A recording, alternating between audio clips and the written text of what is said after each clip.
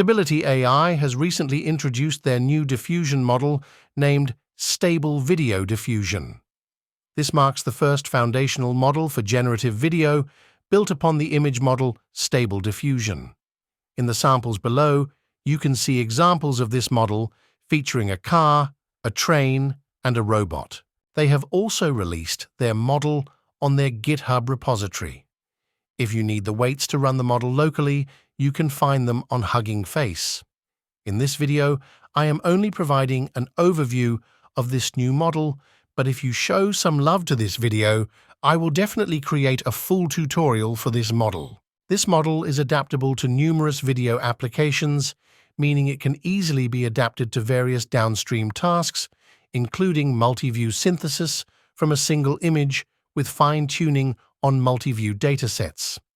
In the future, Stability AI will be introducing text-to-video generation, which promises to be groundbreaking. Here is a demo video of the text-to-video generation model.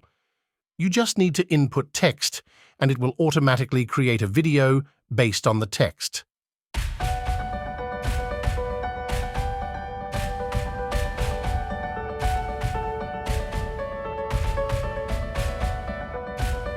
Now let's move to their GitHub page. This release is intended for research purposes. Here we find two models, SVD and SVD-XT. The SVD model was trained to generate 14 frames at a resolution of 576x924, utilizing Stable Diffusion 2.1. The SVD-XT model shares the same architecture as SVD, but is fine-tuned for 25-frame generation. All this information is available on their GitHub, and now let's head towards Hugging Face. As mentioned earlier, on the Hugging Face website, we can find the weights of the model used to run it locally on our system. I will provide all the links in my description, where you can also find additional samples. Below, we have a lot of information about our model, but our main focus is on its limitations. Scrolling down, we find all the limitations related to this model.